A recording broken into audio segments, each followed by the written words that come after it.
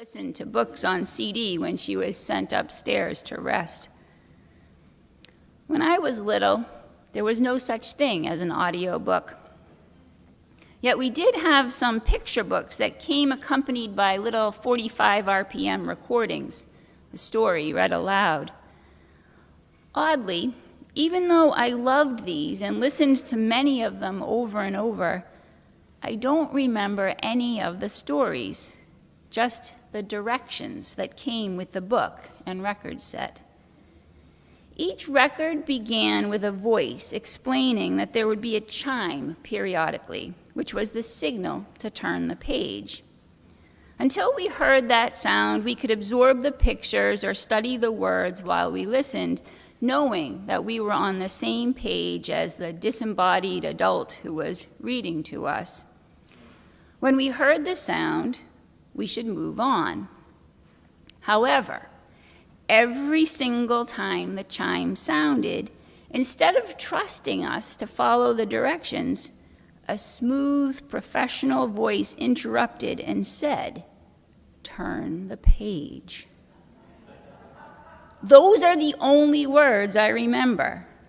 Turn the page. The other words, the ones read with expression and meaning, the ones full of adventure and drama and fantasy, the ones illustrated on the pages, those are all lost back in the 20th century somewhere. The recorded voice came back to me when I read that short story, The Page Turner, a portrait of the woman in black and so silent that she seemed to be underwater, changing the score so the pianist could continue playing without moving his hands away from the keyboard. For some reason, in this year of women speaking into chasms, the image brought to mind the Martha and Mary story in the Gospel of Luke. Martha is cleaning and serving food and stuck in the kitchen while Mary sits and talks with Jesus. Martha does speak up and says, "Don't you care that she's left me to do all the work? Tell her to help me." But Jesus instead tells Martha that Mary has chosen the better part. A big sigh. Here is that simple, deft outline of how life feels sometimes. One person working alone in the background, unseen, and another in the limelight, but who really couldn't be there without the silent efforts of others. I found that story moving, the way William Caverly recognized that page turner. He saw her, even though so much effort went into making her invisible. And because he saw her, he was able to remind us that nothing, not even a solo performance, happens by one person's efforts alone. At this time of year, the turning pages I'm most likely to be thinking about have to do with the calendar, the numbered pages fluttering up and being torn off as if by the wind, day after day flying by until we get to the appointed moment, the day of action, the right time, this day. It's a metaphor, of course, a way of making concrete something that we can't see, but that quite literally gives us dimension. We can't move through space without the time to do it in, but still. I like the physicality of the date book, the pleasure of flipping through pages, seeing a year's worth of Georgia O'Keeffe's or Frank Lloyd Wright houses or Audubon prints, and I like to see all the little notes to myself about appointments jotted in or stray sermon ideas in the margins left trailing into the abyss where all my unfinished thoughts go. Time can free us, or it can trap us. What, if anything, do you want to leave behind? A little girl I used to babysit for, who's now in her mid-40s, said to me the other day that this is the nostalgic time of year. And it's true. But how far back do we want to look? What phase of life do we settle on? A couple of years ago, on the day before Christmas, I helped move my stepfather to a hospice unit. And one moment I watched my mother's eyes well up as she listed all the things they didn't have time to do. And a minute later, she was hoping out loud that all of this would end soon, that this chapter would be done. Russ said to me that he wished he had stayed in the Navy. That way he could have kept on moving right up until the end. His eyes were a clear and vibrant Nordic blue. I could see the ocean in him. Everybody wanted to turn the page, but backwards, further back and away from the end they could see coming. In Western religions, a book ends up symbolizing life itself, our own lives and eternal life. There are references to the book of life throughout the Hebrew scriptures in the New Testament, and many of them are vaguely threatening. They talk about being blotted out, sinners being removed from God's scroll, things like that. The whole concept of the book is never introduced. It's just there. When Moses comes down from Mount Sinai and finds that his people have been worshiping a golden calf, he pulverizes the statue and he kills off all the idolaters. Then he addresses God, saying, "If Israel can't be forgiven for this transgression, then erase me, I pray, from the book you have written." It's the first time we've heard anything about a book, and it isn't quite clear what Moses is saying. Is he asking to die? Or is he saying he wants to give up being the leader of this tribe of chosen people?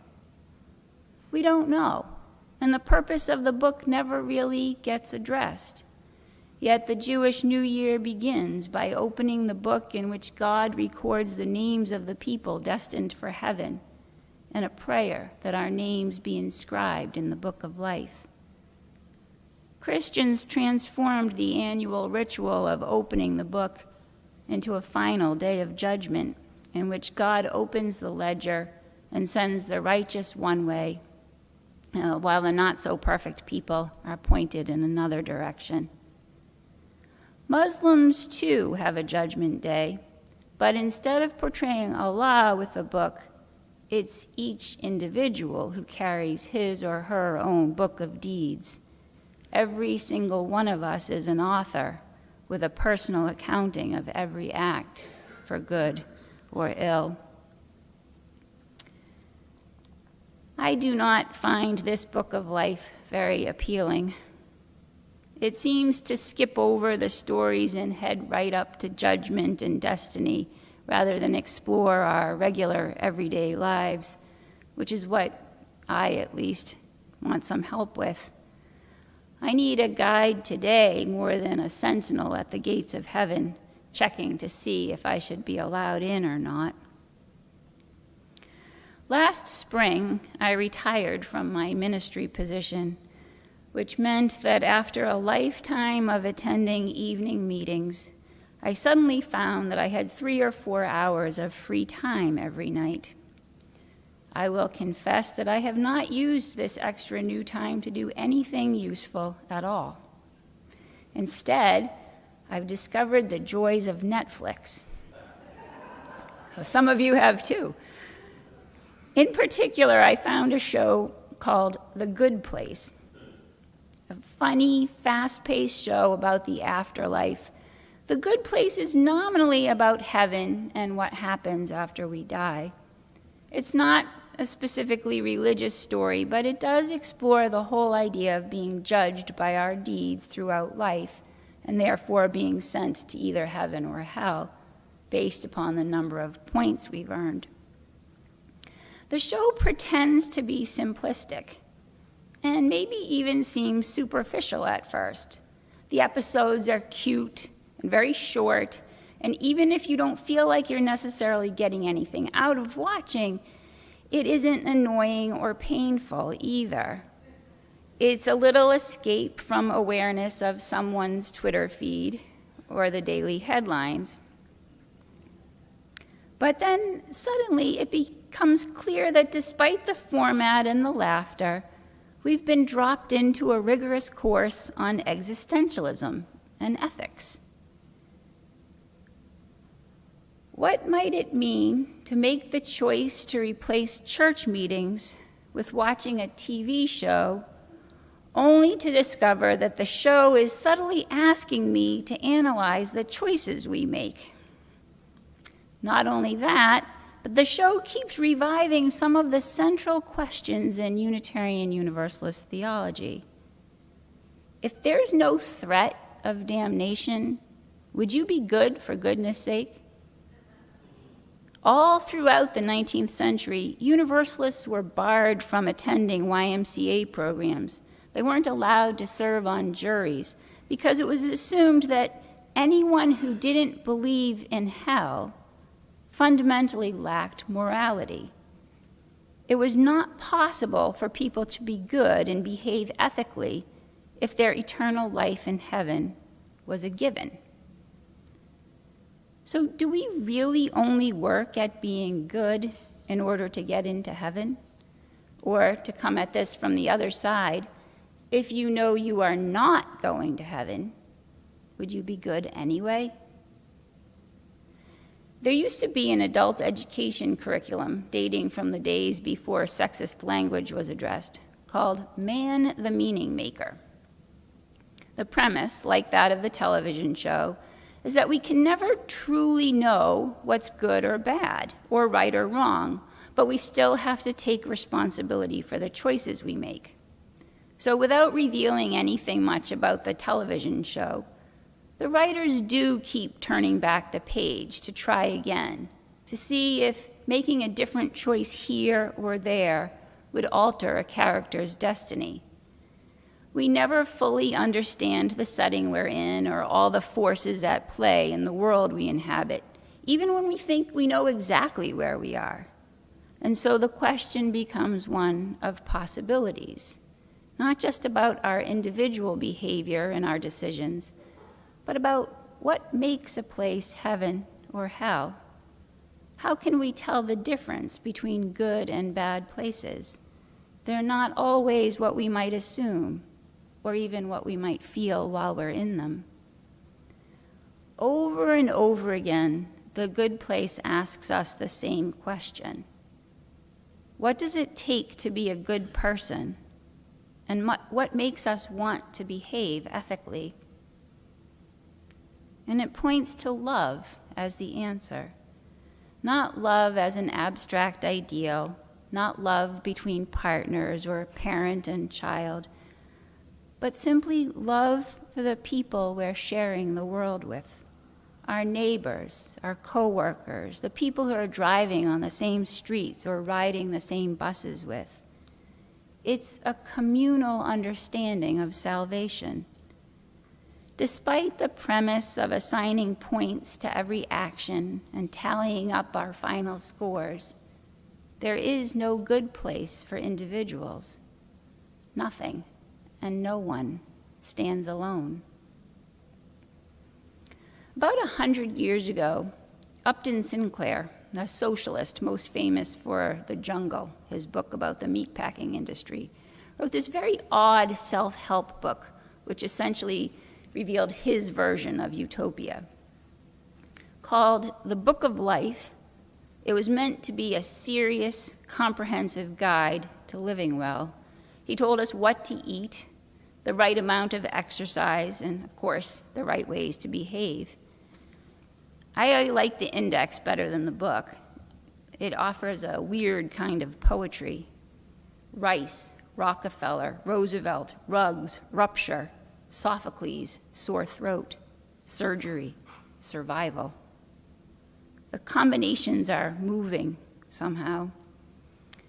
But in his introduction, Sinclair mentions that all the great moral imperatives in life originated not in books or in libraries, but among lonely shepherds and carpenters or shoemakers bent over their work. Then he tells a story about sitting by the train tracks with an old man who's built a small campfire over which he's heating a can of beans. Suddenly, the man looks up at the sky and the darkness and the stars, and he says, "By God, life's a queer thing, isn't it?" And then they sit together. There's not really any worthwhile advice in the book, even if some of it's right or good.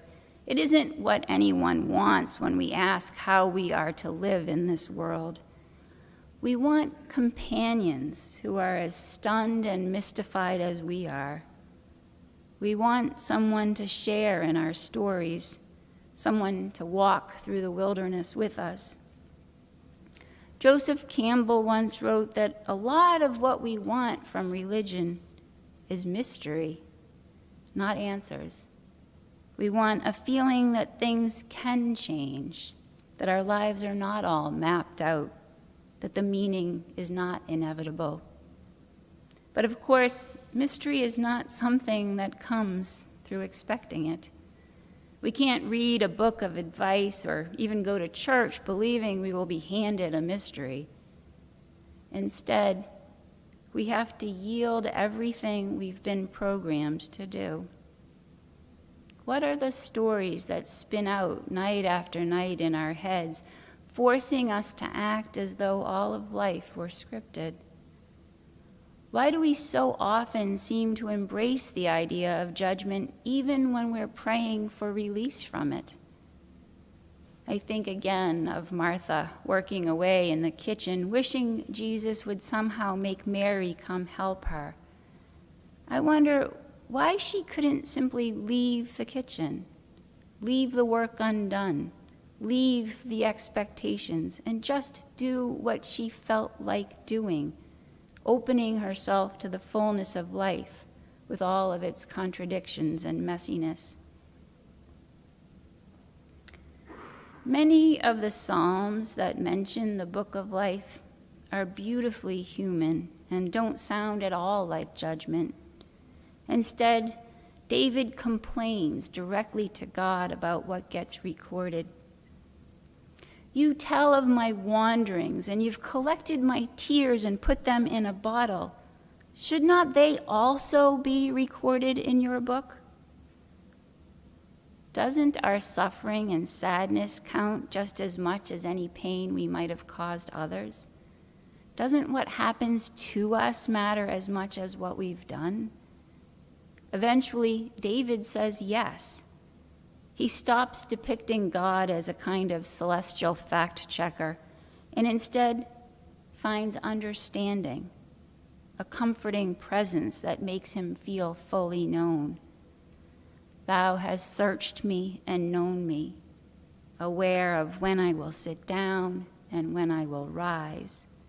You understand my far-off thoughts and are acquainted with all of my ways. Your eyes have seen my substance, which is imperfect, but I have been written in your book. Suddenly, we have a wider frame. We do not exist in order to seek approval or to compete for glory or to make someone else look good. And we do not exist alone. There is nothing under the sun or the stars that legitimately belongs to only one person. Where are we going? What's going to happen? We don't know. Things don't always unfold the way we thought they would, and we can't go back, nor can we move too far ahead. We're on this page together. Rabbis who've written about the book of life say there are actually 3 books opened at the new year. One is for the totally righteous. The names written there are permanent and sealed for life. A second is for the totally wicked, and the names inscribed there are also sealed, but for death. The fates of the people written in these books can never change, and they are very thin books, practically invisible. Because have you ever known anyone who was totally righteous or totally evil? But the third book, the big fat one in which things come and go and the names change, get erased and added back in, that's the book for everyone, for all of us who live in between and who are left happily in suspense for all our days, which really never end because they're shared. Although I am imperfect, I have been written in your book.